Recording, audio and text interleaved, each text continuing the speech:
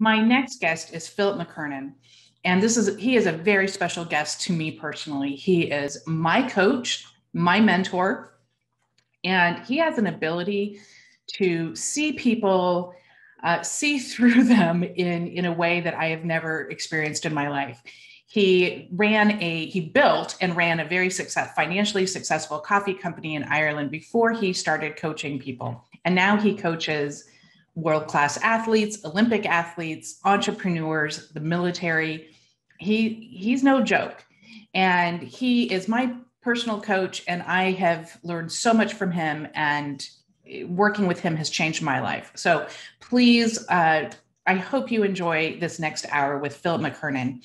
And if you want more information on possibly working with Philip yourself, the link below will show you how to do that. It's just philipmckernan.com. So enjoy.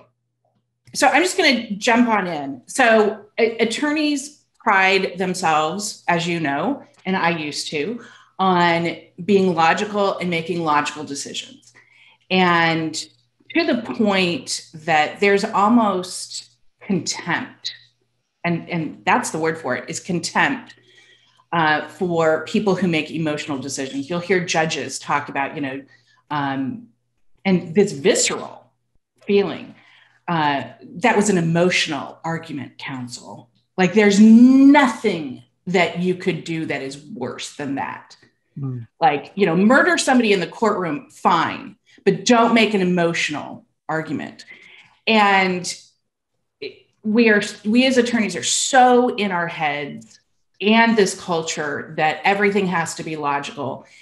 And now that I'm looking at it from a very different perspective, I mean, it's almost funny to me. Like, we're just so fooling ourselves. But first of all, is that just a fallacy, in your opinion, that we think that we're so logical when in fact we're actually making decisions based on emotion? I think we're making decisions based on emotion, even if we don't want to tell anybody, or we don't want anyone to know. And I think when you're dealing with literally life and death in some cases, you're dealing with men and women's lives and children's lives, I think there is an argument to say that it needs to be logical. However, a lot of the reasons that people find themselves in court, having done something wrong for the most part, is based on an emotional decision, or a decision that was fueled from an emotional landscape. So to cut off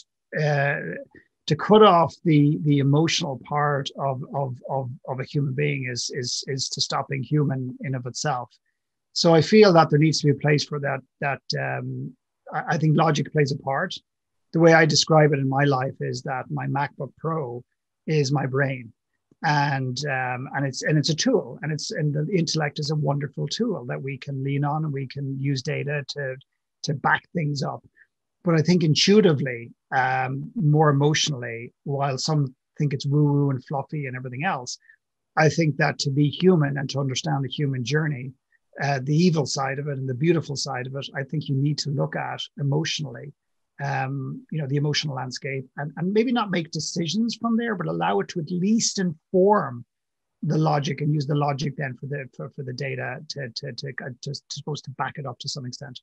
As you know, my work with attorneys is trying to get them to be honest with themselves and see things from a different perspective. And the bottom line is that attorneys are not happy.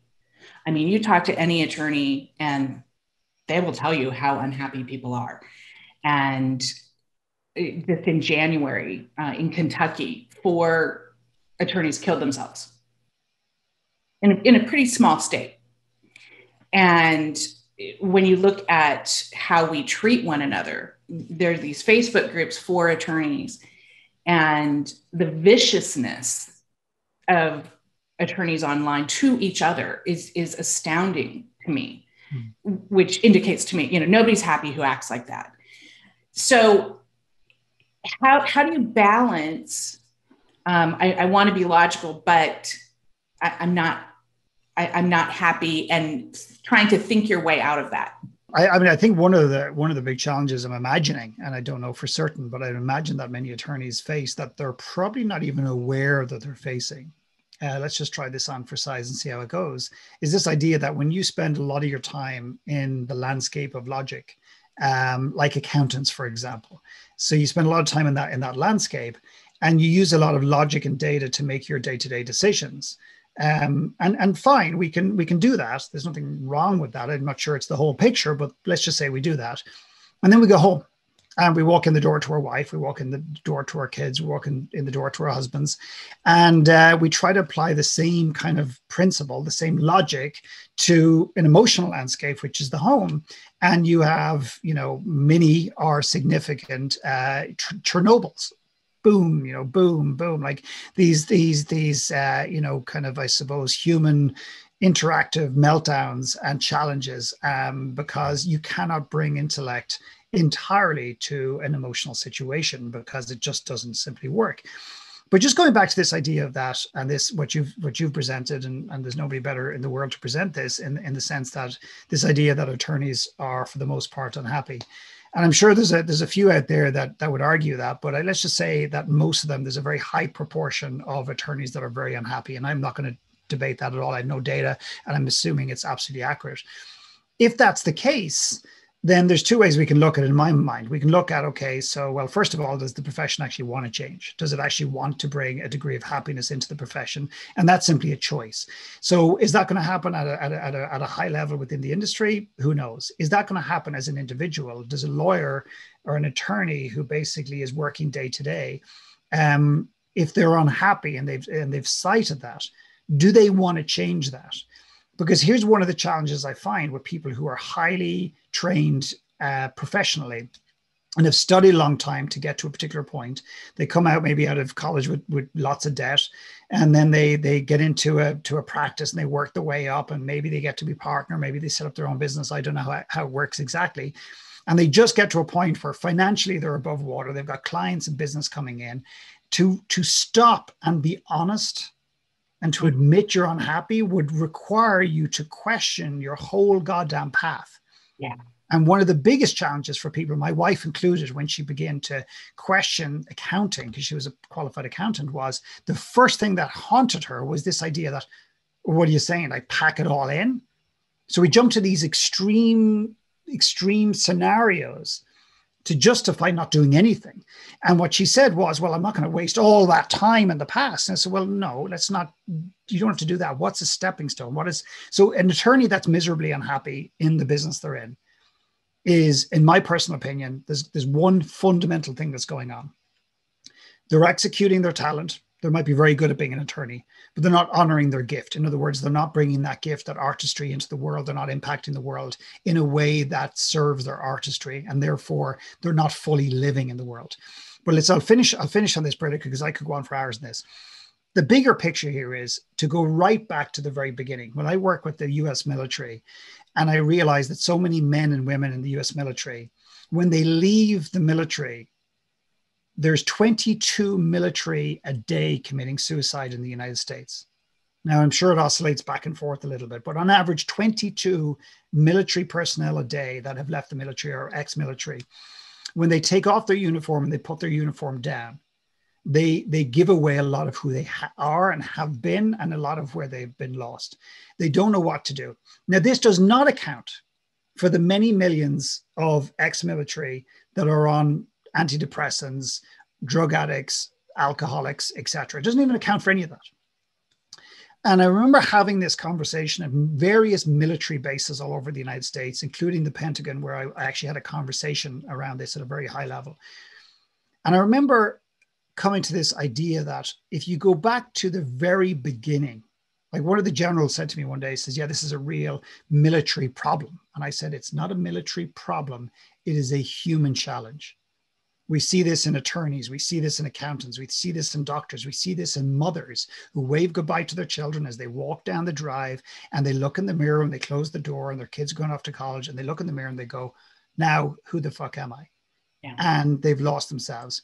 So my final piece on this is, I think we need to go back to the very beginnings of why men and women choose to be attorneys, why men and women choose to go into the army. And if you take anger as a result of, say, 9/11, which saw a huge spike in people joining the military. I'm not going to argue whether it's right or wrong. That's not the point of this. But that anger is not the greatest, really the greatest motivator in terms of trying to find something that's aligned. You take following in parents' footsteps, man or woman, mother or father.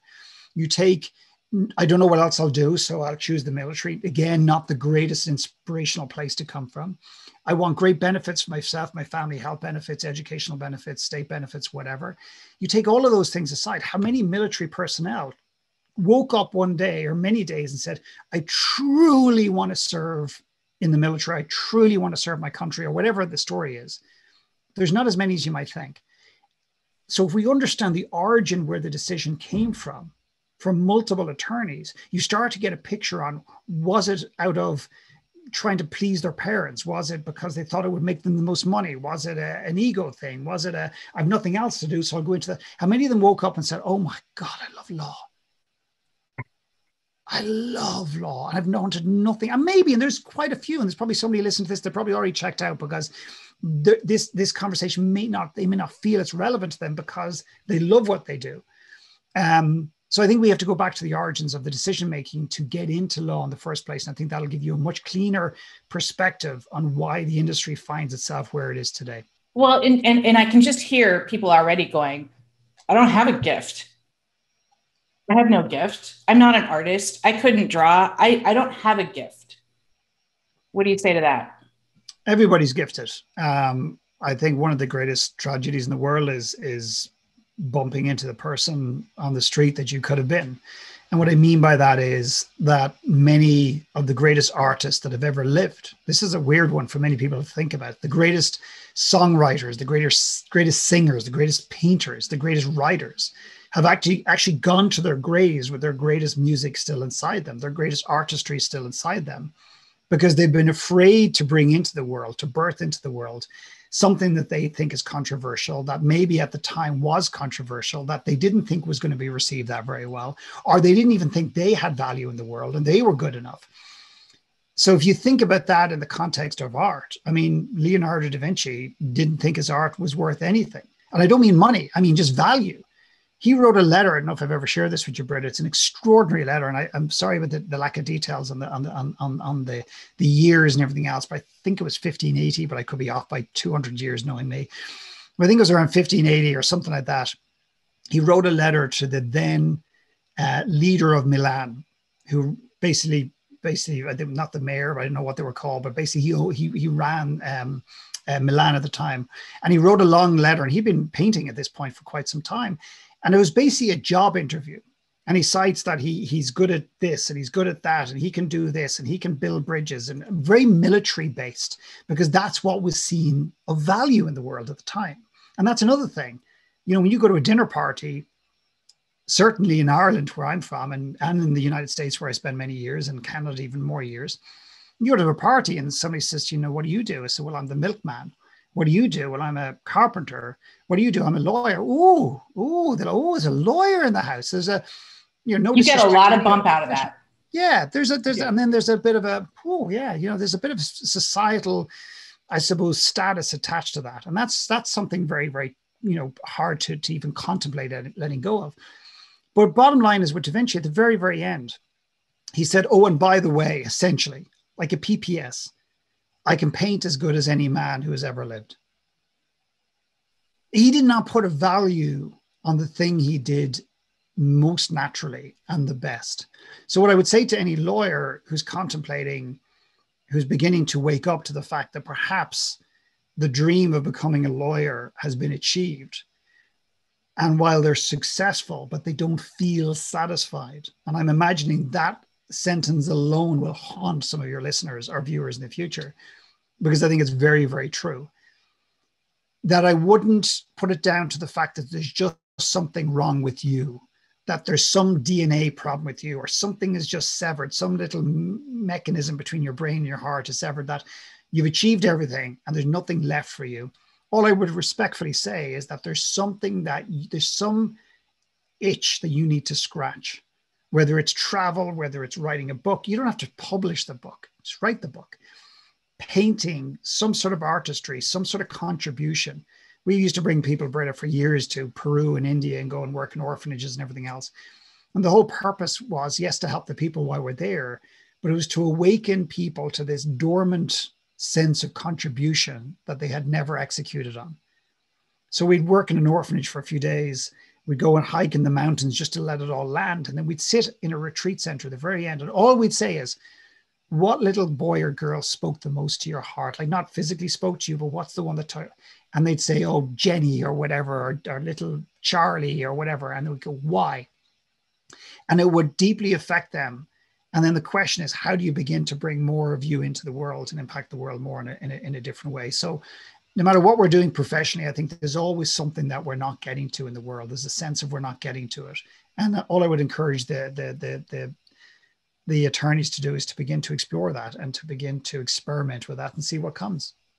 And it doesn't mean that you have to stop practicing law today. Absolutely. Or ever. Yeah. Forever. But we do have this, like, I'm an attorney and that's all I do, or nothing.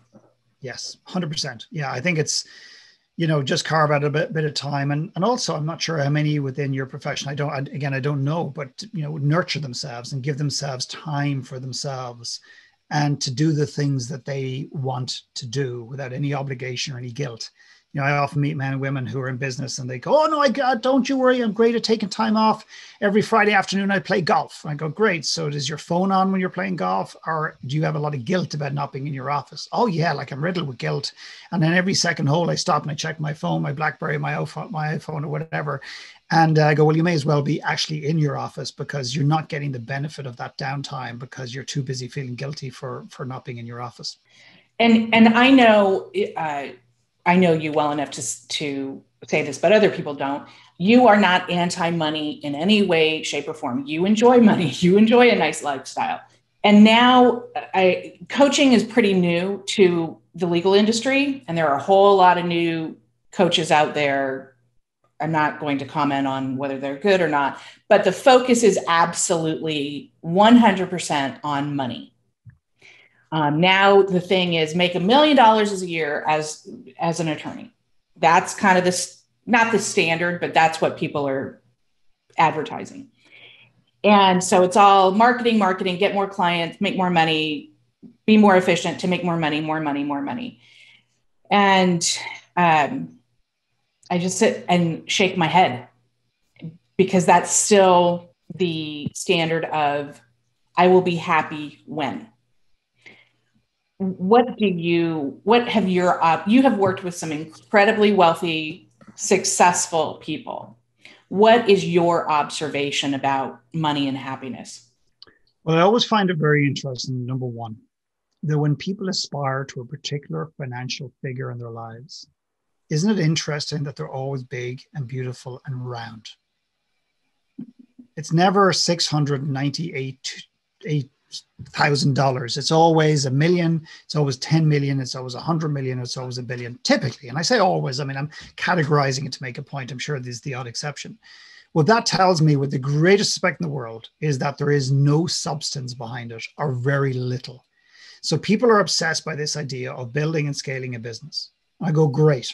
So when someone comes to me, Britta, in the context of business, one of the very first questions I'll ask them, if they come to me, and I'm not a traditional business coach, but I suppose I'm at the intersection of that space where making sure that, the business that you build is supporting the person you are and want to be, as opposed to trying to build a business and hope that the rest works out, because it typically doesn't. And they'll come to me and they'll say, my name is Jenny. I'm a lawyer. I'm based in Idaho, and I've got a modest practice, but I want to build it to. I want to go from 3 million turnover to 25 million turnover, and I want to have 25 people working for me and everything else. And I'll just go, why? And they go, I knew you were going to ask me that question. I knew you were going to ask me that question. Well, I have the whole business plan here. I go, no. Why are you an attorney? I go, what? When I do a lot of couples work, as you know, and I remember having a couple in my office in Vancouver years ago. And the very first they sat down and said, well, welcome. This is great. First question, do you guys want to be together?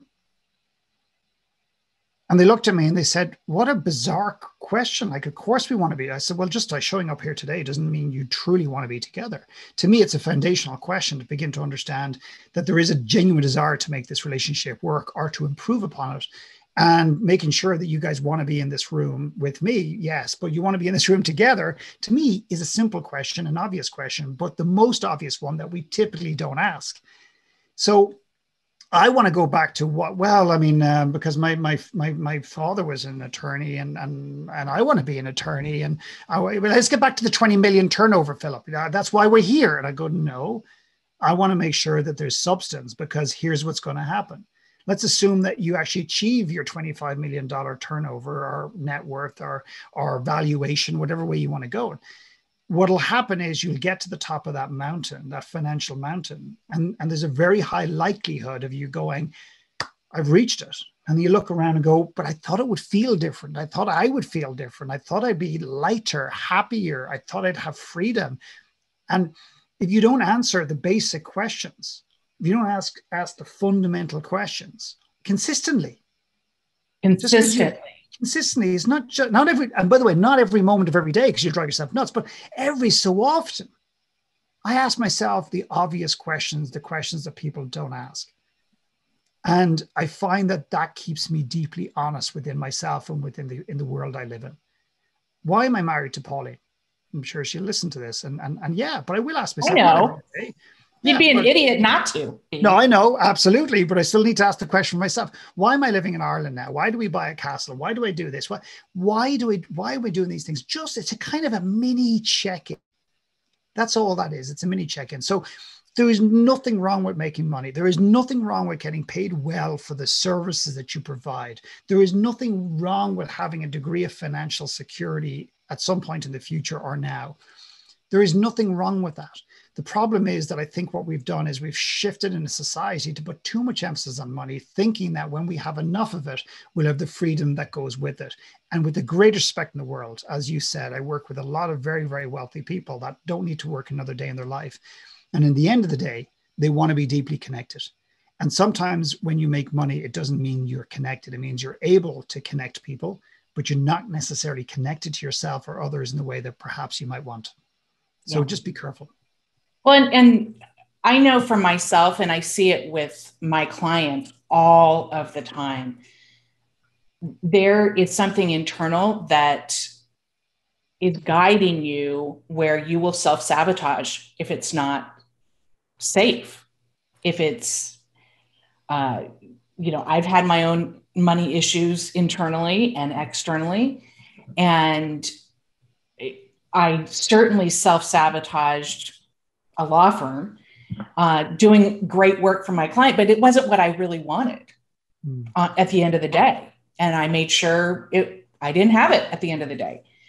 And I see my clients with money all the time when I work with them on because it's always, I want to make more money. And some are really struggling. I mean, some are legitimately struggling. There's always a reason. It's internal, it's deep, but there's always a reason they're self-sabotaging. How do you start viewing when you are self-sabotaging? Most of the time, you'll never self-identify it. Most of the time, you'll never self-identify it. Really, you won't. And I'll give you an example of this. So this is not designed to impress at all, but more to impress upon the viewers, the listeners in the future, is this idea that in the last 12 months, we bought a castle in Ireland. Now, it's a very modest castle, but it's a beautiful castle, and 22 acres of land in a wooded area. There's a whole story about how this place really shouldn't exist, or in some ways didn't exist. It's a long-winded story, but I've been looking to try to buy a property, not just in Ireland, but in a tiny little valley, which is 5 kilometers in length and 2 kilometers in width. And there's every reason in the world why this property wasn't going to come up and didn't come up. For example, the castle itself has technically, as a property, only sold once in 500 to 700 years, its entire history. And I say 500 to 700 because we were told it was 500 years old. It turns out that we had a specialist look at it and it could be 200 years older, but we're not going to argue the details right now. But why is this important? Why this is important is when I look back over the last 12 months when we were trying to close this property to become stewards of this place for the next chapter of its life. And that's the interesting thing, as stewards. So the energy we have towards this thing is we're not owning it. Right. And I encourage your attorneys to think that as bizarre as this might sound, is I'm not the attorney. I'm not the answer. I'm there in service. And it's a very different energy. It allows you to take the hands off the reins a little bit, to be in service, to lean into the clients and the work you want to do. What I find is the money comes. The challenge is when you start to get restricted within yourself spiritually, energetically, around money, you start to get tight and you start to get scared and you take on work you don't want to do. And suddenly you end up going down a particular avenue, and you're nodding because you know probably what I'm talking about, or you've seen it. I've done 100%. It myself. Some of the worst coaching clients I've ever had is clients that had no right working with me, never mind me with them. They were just weren't a fit. But let's get back to this castle. There was probably 6 occasions at least, Britta, where we were going to back out. In fact, we did actually back out. I said, there's no way we're buying it. I told the realtor and I said, listen, this is not a fit. And here's all the reasons for it. Now, some of it was genuine and legitimate. Some genuine concerns about the structure of the building or whatever, which all turned out to be fine. Legal issues or whatever, lack of titles because it's so old and everything else. Right of ways, all these very legitimate things. But then there was a number of them that I just dug up out of thin air. Oh, what about this? And what about that? And I could justify in my mind that, oh, I'm just being pragmatic. I'm being very diligent. I'm doing my due diligence. And this is risk mitigation. This is my life. This is all the money we have. This is all of our whatever. And when I'm honest and I take a step back and I look back and I realize that actually I was trying to find a way to screw up the deal for one reason, multiple reasons, but one primary one. And that was, in the end of the day, I didn't feel deserving of owning a property of the magnitude of this, as beautifully modest and as simple as this place is. It's not a Buckingham Palace, okay? But as beautiful as this is and as meaningful a place as this is, who am I to own a castle in Ireland? And that's really what it came down to. So what I would offer to your listeners and your viewers today and in the future is this very simple thing that makes absolutely almost no sense whatsoever. But if you bear with me, it is probably the most important thing I'll say on this interview. And that is, it doesn't matter what aspirational goals you have around money or clients or work or whatever, that in the end of the day, you can have the greatest intellectual goals in the world. But if deep down you don't feel deserving of bringing that money in, either one, you won't bring the money in, or two is you'll bring it in a way that's inauthentic to who you are. And I've never said that before, but that's really true. In other words, you'll do work you don't want to do in order to get the money you want because you're attached to the outcome. And it'll kill you in the process. You'll get to your $1 million, you'll get to your $10 million, you get your net worth, you look back and you go, oh my God, but was it worth it? And you look in the mirror and you'll hardly recognize yourself, not because you haven't looked in the mirror for a long time, but you won't recognize the person that's looking back at you because you will have paid too big a price for that achievement. It's not worth it. Yeah. And it's very difficult. I mean, you've lived in the United States. It is, I want to say, more difficult than living in other countries, although I've only lived in one other country. But I have traveled a lot. I think it's harder in the United States to not get into this work till you die, more money. I will be happy when. How much money do you need? A little bit more. How many clients do you need? A few more. You've lived in the United States. How do you navigate that balance of having a life that is worth living and not getting into over consumption and materialism?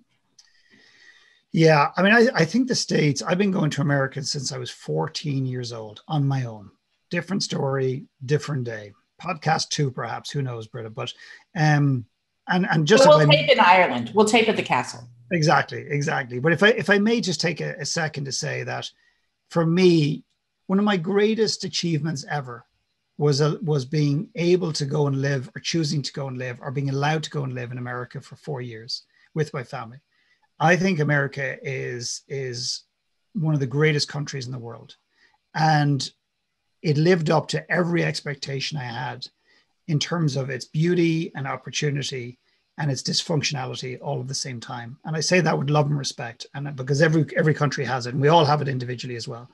But one of the greatest tragedies for me is watching the American psyche, the American people, not again all of them, but many I've met, begin to doubt the power the country has or the beauty. And I don't mean power as in military or political or financial. I'm just talking about the power, just the energy in the place.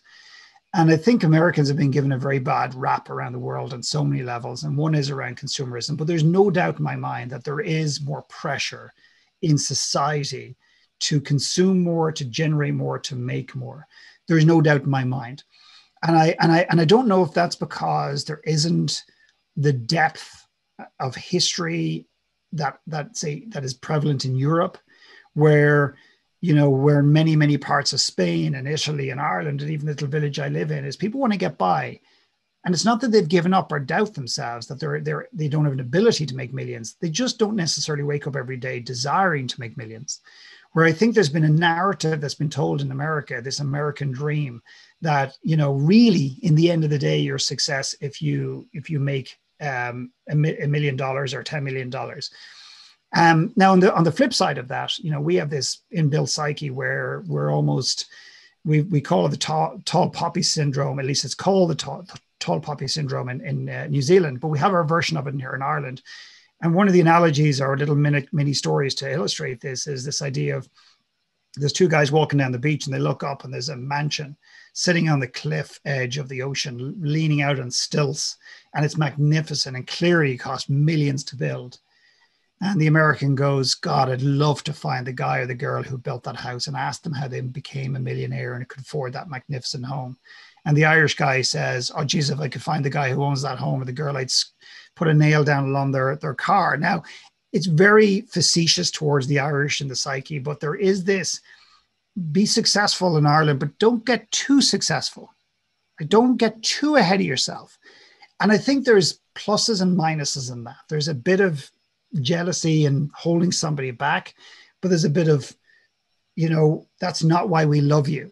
In America, it's almost, unless you become a millionaire, you haven't really made it. And there's lots of examples and data in history for that story.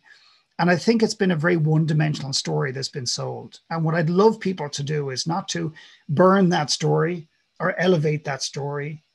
I wouldn't ask them to frame that story and put it in their mantelpiece or frame it and put it in the basement. Create your own story. Begin to create a definition, intellectual or emotional. I really don't care, but try to mirror both. What is success to you? Because, there is a lot of very significant research to show that well in excess of 90% of people die with major life regrets, not shit, I shouldn't have put the cat out that day for lunch, or I should have bought, energy saving light bulbs. We're talking fundamental decisions around career, where they lived, who they married, how many kids they had, and so on and so forth. And nowhere in the research does it say 95% of stupid people die with major life regrets. And I think actually, and I might be going a little bit too far here, but I think one of the challenges with being super, super intellectually smart, which you need to be, in law at a very high level, is I think you become very, very, very over-reliant on the intellect and what you read in your books and your ability to study and everything else. And you tend to, where we started originally, Brenda, you tend to stop trusting that intuitive part of your soul, which is the thing that has the capacity to show you where your true north is. So, I think there's definitely that consumerism in America that maybe is not quite as prevalent in Europe. But I would love people to write their own chapter, at least a chapter of that story about what success is for them. Yeah, it's interesting because hearing other, like I have this attorney Facebook group and there's 3,000 attorneys in it. And there's some rock stars in it that not only are financially successful, but they don't overwork. They really live a great life. And while there's admiration for those people, every once in a while, somebody will make a comment privately to me about essentially those people are getting too big for their britches. Mm. Who does she think she is? And it's interesting. I mean, there is definitely, on one hand, they want to know how. How is that? It's always the intellect how. Mm. Like, there's some secret sauce that they have. If they just had that new software, if they just had that new system for their office. But there is also, I don't know if it's just jealousy or fear that they couldn't do it. So it's just better to claw the person down. But there is definitely that as well.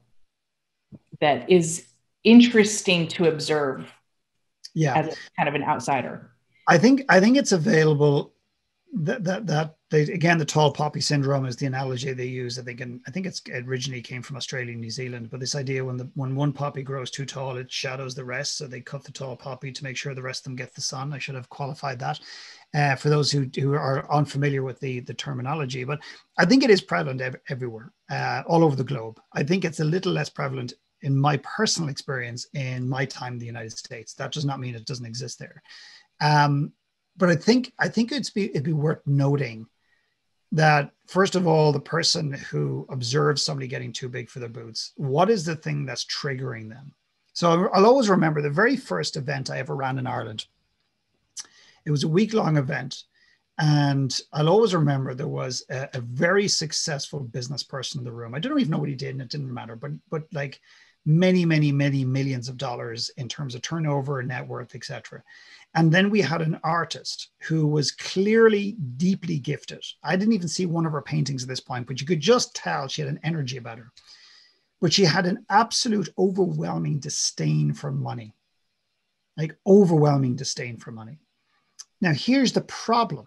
The only person in the world for sure that didn't know about this disdain for money was who? Her. She had no idea. And I remember sitting in a room with her, and she said to me, listen, Philip, my biggest question is, should I be on Twitter or Facebook or what? Like, what's the strategy and everything else? And this wasn't a strategy, gathering. And I said, well, why did you keep asking a lot of these very heady intellectual questions? And she said, well, because my business, I'm not making enough money for my paintings. And I said, okay, so you're asking, how do I do something? I really feel that you're asking the wrong questions. And I said, she said, okay, Mr. Smartass, what's the best question? I said, well, do you want money? Which at that point, she felt like I hadn't heard anything she had said. And then she was really questioning whether she should have come to Ireland to spend a week with this Irish guy. And she said, that's ludicrous. And I said, well, is it really? I said, I know you've told me, I know you've told yourself, because I'm not sure you want money. And what was really interesting, there was a guy in the room that by just breathing, it felt, and I'm sure it wasn't as simple as that, but just by existing, kept pushing her buttons. And we've rarely ever had two people at a Brave Soul event where they're literally kind of almost fighting and giving out to each other. It turns out that he was the wealthiest guy in the room. And he might just say something like, oh, I bought a Fabergé egg. And he didn't. He wasn't one of those, like, being over the top with stories around money. He was just talking about certain things, and she would get really angry. And the bottom line was this, is that when she tracked it back, and we helped her track it back to her childhood, her parents used to fight a lot. And the primary reason that her parents fought, at least in her eyes at the time, was around money. And she basically put one and one together and came up with 4. And she decided that the 4 was money. The 4 is evil. The 4 is the problem. The reason my parents fought all the time, probably the reason that led to their ultimate divorce. And whether she was conscious of it or not, she simply said to herself one day, probably subconsciously, well, if money is the problem, which obviously it has been because I have all this data to prove it, if I don't have money, well, then it's never going to be a problem. It's not going to be a problem. And it'll never be a problem, of course, until it becomes a problem. And when I presented this back to this woman, I looked at her, and I remember, I'll never forget this day. I said, she put her head down and she says, I fucking hate money. And then I hit her with the emotional sledgehammer. I said to her, what must it be like to go to somebody, and I held up like a book representative of her paintings, with a physical representation of your soul, the thing that just oozes out of your essence, like this is her artistry, and to ask somebody for the very thing you disdain in return for the very thing you love. And there was one of those moments in the room where everyone just went, oh, And she honestly, Britta, I know this sounds really graphic and disgusting, but I thought she was going to vomit on the spot, because it was the first time in her 38, 40 years on this planet where not did she wake up to the point that she, or wake up to the fact and reality that she hated money, which she did not know about. And the fact that there was such a massive, distorted relationship between her artistry and her money. But here's the beautiful thing.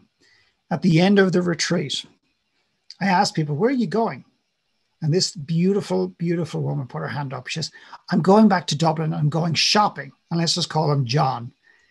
And I'm bringing John shopping, and I'm going to spend all his money. And the two of them basically went and hung out for a couple of days together. And he wanted to go and buy some stuff. And she went off into the world with a different perspective on money. Now, if you're sitting there and go, okay, I've definitely got some issues with money, but Philip, I don't disdain money. This is a very dramatic example of somebody's relationship with money. I think it's probably one of the most underutilized conversations on earth. Certainly in Ireland, we don't talk about sex and we don't talk about money because we're too busy talking about the weather, and we're too busy talking about politics, and we're too busy talking about the neighbor. And I think if you were to sit down and ask yourself some very simple questions, what is my relationship to money? If I had to describe my relationship to money in one word, what would it be? And be honest. It could be disdain. It could be love, which is equally dysfunctional. Freedom. Most people go, oh yeah, that's the buzzword, freedom. Freedom. And I go, okay, so that means you need money to be free. Oh, shit. Well, that's a problematic issue, potentially. Begin to explore your relationship to money. And when you begin to understand that, you begin to understand yourself. You begin to understand how you have been with money and money been with you all your life. And then start to go back to the goals and aspirations about building a business for this. And you'll begin to not unravel in a negative way, but unravel the narratives you've told yourself, to begin to understand what is true, and then begin to pivot what is real and what you want versus the societal expectations that you've adapted and that you're pursuing and going after. And some of those answers, they suck. I mean, you've worked with me long enough to know, when I start getting resistance, you see it before I do, but every time that you trigger something in me, and this just happened a week and a half ago, where I asked something and you gave an answer, but you're like, why is this triggering you? Why are you having such an emotional response to this? And I was like, shit, because every single time then I dig and I'm like, crap, there's more schmutz there to dig out, which isn't a pleasant experience. And so I think, it's absolutely worth it. But when people start to listen to themselves, I think the temptation is to do it fast, get rid of the pain fast. And my experience, that's not how it works. I had one client who had issues with money, and she had a childhood trauma with money, like went one day from extreme wealth to literally within 2 months, not knowing if they had food on the table. Yeah. Big trauma. So the way to get around that is not to have money. Well, we literally made that discovery, and 2 weeks later, 2 weeks, she's like, well, I should be over it by now. We found it, we figured it out. I should be over it now. So what does the process of starting to listen to your intuition and starting to figure out what your issues are, what does that realistically look like for people? Yeah, what I'm about to say, people might expect them to be rolling their eyes to this. Well, of course, it's a self-serving comment, but it's not really, because I believe this, whether it's me or anybody else for that matter. But I think, like every blind spot in the world, that you can't see it on your own, hence the reason it's a blind spot. So I do believe getting into some sort of counsel with somebody else, whether it's therapy, whether it's coaching, whether it's whatever not even whatever you're drawn to, because again, that can be a lot about control. Well, I'm only drawn to this and I'm only drawn to that, which is a very safe way for you to pursue your truth, if you like. So I think it's important that you ask yourself some good, healthy questions, but there's a lot of things you don't know. And there's a lot of stories that you're very attached to. So I would seek counsel from somebody and allow them to ask you the questions that you either are afraid to ask yourself or that you don't know how to ask yourself. I think that's number one. Shining a light on a belief or a pattern around something, and let's just stick with money, but we can apply this to anything. So shining a light on that belief and beginning to uncover what exactly that belief is, one thing. So I believe that money is evil, for example, or I believe that ultimately, in the end of the day, while I tell everyone I want to make $5 million, deep down, I actually don't believe I deserve it. So whatever the story is, shine a light on the story, then begin to understand where that story was born. You weren't born with that story. So the story was born inside of you. The story was born outside of you and you adopted it, whatever. So begin to understand where that narrative began to present itself, and you began to adopt that narrative to protect yourself, to tell yourself a story or whatever it happens to be. So again, great awareness.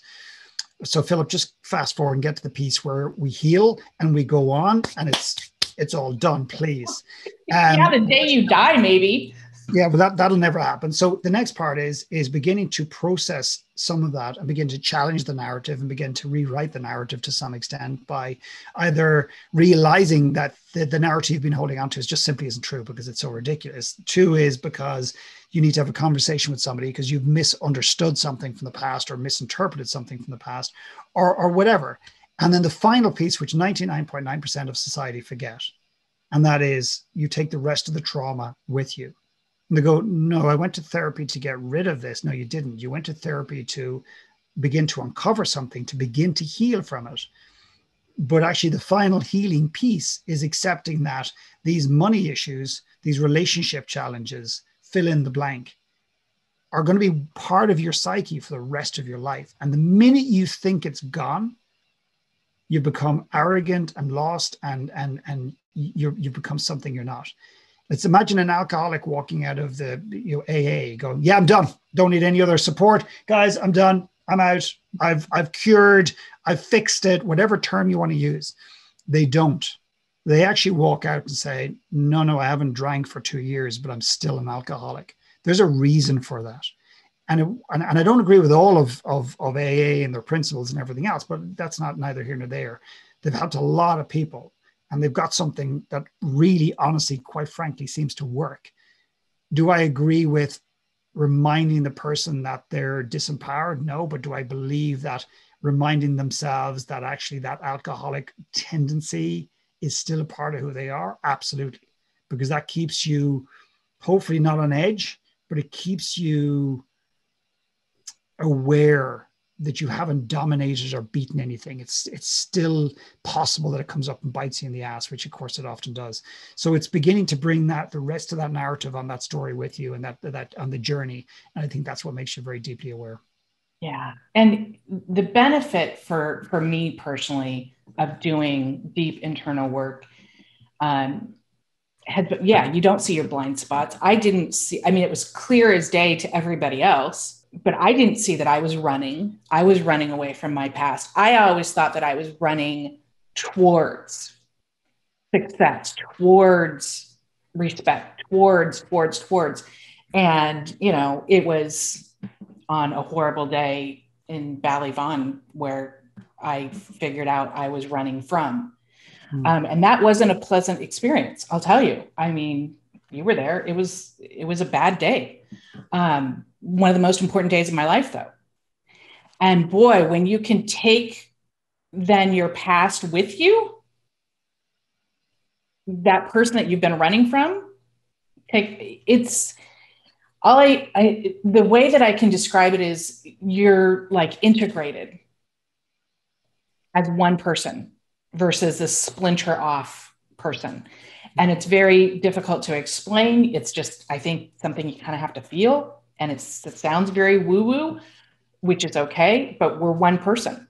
And when you do this work, and I don't know how many people will, but it's life-changing, regardless of what your profession is. And it's really hard. And we all have our crap. There's nobody who gets out of this world without their crap. And to unpack it and keep unpacking it. For me, I think it's a lifelong, every time I think that I've gotten to every crevice, there's another layer, there's another crevice, there's another, schmutz there to unpack. But it's worth it. How do you address the fear? of starting to unpack? I feel that a lot of the reasons that people don't begin to unpack is there's a lot of stigma around what unpacking looks like. So if you don't mind, it's just a word. It's no big deal. It's not trying to catch you out or embarrass you in any way, shape, or form. But you did say something just that's very true. It's like, oh, this deep work. And while I get what you're saying and you get what you're saying, and you and I agree, imagine, Joe is sitting there and he's listening to this today or in the future. And Joe just has a feeling that there's something that he's not addressing in his life. He doesn't know what it is. He has a feeling that there's just something more out there in the world for him. Or there's something emerging, and it's been a very silent, very quiet, very subtle voice, but it's beginning to get a little bit antsy, and it's had a few Red Bulls, and it's starting to get a bit noisy and rambunctious, and it's just starting to gather momentum. And what he tries to do is he tries to subdue it with busyness, and that only works for a period of time. And he's beginning to contemplate reaching out to somebody. Doesn't matter who it is, whether it's you for support and coaching, or whether it's a therapist or a friend or whatever it happens to be. And he goes onto somebody's website and opens it up. And the first thing he says is, ready to do the deep work. Let's rip the Band-Aid off. And the website doesn't necessarily say that, Right. but it does. Right. All it needs to say is, and that's another thing I would deeply respectfully disagree in a sense, that this work is hard. I'm not saying it's easy. I just think, yes, in isolation, it's hard, but in the context of one's life, it's like getting minor surgery. No one wants to get their body cut open. But if you're walking around and you've got dull pain that's just draining you, that's going to escalate over time into some sort of, bulging disc or something, well, short-term discomfort is nothing to do. So we need to look at these things in the longer term. So what happens if this person doesn't do anything? The patterns compound and compound and compound and compound and compound. And finally, they're desperate. They reach out for help. And then they're frenetic looking for the magic pill because, no, oh my God, no, everything's falling apart. And we've all been there at some level, but that's just happened before. And again, I say this for respect because we have to be somewhat sensitive, I believe, around this subject of everything that's happening around COVID, and leaving aside whatever we believe around the sheer devastation of COVID, the deaths, the sickness, leave that aside. I feel that what the various lockdowns have done, the human isolation has done in various countries around the world, US included, is it's pretty much invited us or forced us, depending on your perspective, to be with ourselves in a way that we've never been with ourselves in human history, at least in modern day history. It's forced us or invited us to be with our partners, our intimate partners or otherwise, in a way that we've never done in history to some extent. It has invited us to be in relationship with our children in a way that we've never done in the past, or maybe never done it or never do in the future. So this age-old analogy of, well, you see who's swimming naked when the tide goes out. To some extent, there's some truth in that as it relates to the current climate we're in. People who've been rocking and going and everything else and building big businesses, and a lot of public figures that I'm working with, are realizing that they've been doing the things they've been doing because they've been caught up doing the things they've been doing, not because they want to do the things they're doing. I, for one, for example, have realized the amount of unnecessary travel I was doing. I was on my high horse. I was on a plane flying around the world, flying all over North America, speaking at conferences and different things, beginning to think I was something I wasn't. And there's nothing wrong with flying. There's nothing wrong with doing business. There's nothing wrong with making money. Nothing wrong with speaking at events. It just had become too much. So for me, I'm glad, as much as many people have suffered, I am personally, selfishly glad that I have been given this opportunity to reevaluate my life. Yeah, I think it's a beautiful opportunity, and it's here whether you want it or not. So I just think we need to make it invitational, and I would encourage the individuals, as your point, they want to be fixed by tomorrow morning.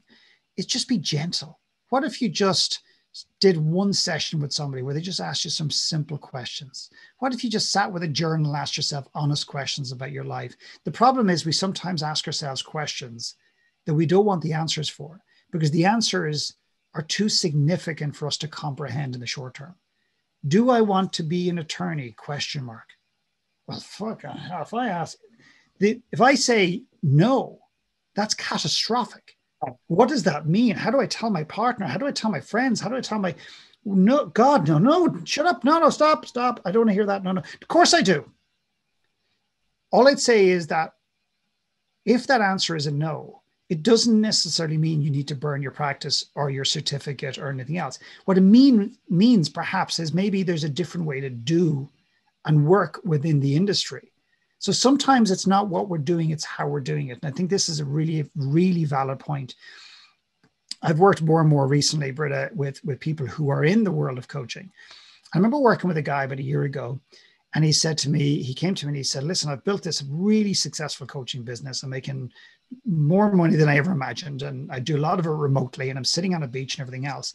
And he had the kind of the quote unquote dream, like the book he read, and he basically followed to the T, and it worked. Except it didn't.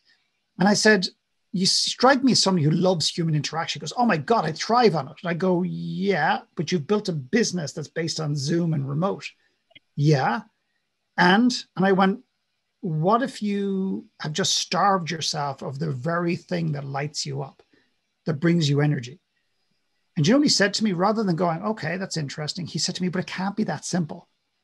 Yeah, it can. And I think that's another thing is, we're looking for the complex answers to what are often very simple problems. And somebody might be listening to this again today or in the future, and they might go, yeah, no, I think law is not the problem for me, Philip, but I'm just not getting the joy out of it. Don't tell me it's just about the people I work with. Well, of course it's about the people you work with. When I work with people who don't want to grow, who do not want to be thoughtful, do not want to be open with me, it is excruciating for both of us, quite frankly. When I work with people who are lovely human beings, who want to grow, who want to be curious, who want to change, who want to know what's out there, who are prepared to ask themselves the questions of what's possible for their lives, even if they choose to stay still, that's okay. But they're inquisitive and they're open to being wrong, and I'm open to being wrong within them. Then it creates a beautiful energy. So sometimes it's about simply the type of clients you're serving or the place in which you're doing law within the industry. Sometimes it's shifting that alone can make a massive difference in your life. Yeah. Well, thank you, Philip. Thank you so much. I appreciate this so much. Thank you. You're very welcome. And what I'll say is, if you don't mind, I'm going to take an opportunity to thank you. It takes a tremendous amount of courage to write books, put blogs out there, do Facebook posts, whatever it happens to be, to create an environment like this. And I think it takes even more courage to do it in an industry that has been, maybe to some extent, hasn't been influenced with a more personal, soulful thought process. I think a lot of people have probably avoided it as an industry because it has been very intellectual historically. So I commend you on taking on the gauntlet of that, the challenge of that. And I think it's really admirable. So well done to you. Thank you.